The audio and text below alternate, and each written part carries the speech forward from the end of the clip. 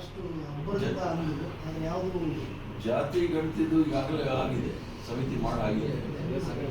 ಅದನ್ನ ಪ್ರಾರಂಭ ಕೆಲಸ ಶುರು ಆಗಿಲ್ಲ. ಇನ್ನು 90 ದಿವಸದೊಳಗಡೆ ಮಾಡ್ತೀವಿ ಅಂತ ಮುಖ್ಯಮಂತ್ರಿಗಳು ಭರವಸೆ ಕೊಟ್ಟಿದ್ದಾರೆ. ಮಾಡ್ತಾರೆ ಅನ್ನೋ ನಂಬಿಕೆ ನನ್ನಲ್ಲೂ ಸಹ ಇದೆ. ಶುರುವಾಗಿ ಮತ್ತೆ ಹಿಂದಿನಂತೆ ಹೋರಾಟ ಶುರು ಮಾಡ್ತಾರೆ. ಜಾತಿ ಗಣತಿ ಆಗಲೇಬೇಕು.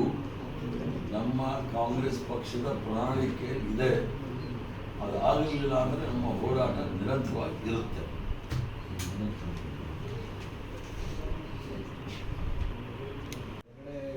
ಮೇಲ್ಮನೆ ಅಂದರೆ ಬುದ್ಧಿವಂತರು, ತಿಳುವಳಿಕೆ ಇರುವಂಥವ್ರು ಒಂಥರ ಆಗಿದೆ. ಆದರೆ ಅವರ ಪದೇ ಪದೇ ಈ ಹೇಳಿಕೆ ನೀವು ಸದನದಲ್ಲಿ ಏನಾದ್ರು ಆಗ್ರಹ ಮಾಡ್ತೀರಾ? ಹೊರಟಿ ಈಗಾಗಲೇ ಸಲೀಂ ಅಹಮದ್ ಅವರು, ನಮ್ಮ ಚೀಫ್ ವಿಪ್ ಅವರ ನೇತೃತ್ವದಲ್ಲಿ ನಾವು ಬಸವರಾಜ ಹೊರಟ್ಟಿ ನಮ್ಮ ಪರಿಷತ್ನ ಚೇರ್ಮನ್ನ ಭೇಟಿ ಮಾಡಿ ಕ್ರಮ ಜರುಗಿಸಬೇಕು ಅಂತ ಹೇಳಿದ್ದೀವಿ. ಕ್ರಮ ಜರುಗಿಸಲಿಲ್ಲ ಅಂತ ಹೇಳಿದ್ರೆ ಮುಂದೆ 11ನೇ ತಾರೀಕು ನಮ್ಮ ಸೆಷನ್ ಪ್ರಾರಂಭ ಆದಾಗ, ಸದನ ಪ್ರಾರಂಭ ಆದಾಗ ಮುಂದಿನ ಹೆಜ್ಜೆ ಏನು ಇರಬೇಕು ಅಂತ ಅಲ್ಲಿ ಶಾಸಕಾಂಗ ಪಕ್ಷದ ತೀರ್ಮಾನ ತಗೊಂಡು ಆಮೇಲೆ ತೀರ್ಮಾನ ಮಾಡ್ತಾರೆ. ಈಗ ಪ್ರಿಯಾಂಕ್ ಖರ್ಗೆ ಅವರ ಒಂದು ಹೇಳಿಕೆ ಬಹಳ ಚರ್ಚೆಗೆ ಗ್ರಾಸವಾಗ್ತದೆ. RSS ಅನ್ನು ಬ್ಯಾನ್ ಮಾಡಬೇಕು, ನಮ್ಮ ಸರ್ಕಾರ ಬಂದು ನಾವು ಇದರಲ್ಲಿ ಹೆಜ್ಜೆ ಇಡ್ತೀವಿ.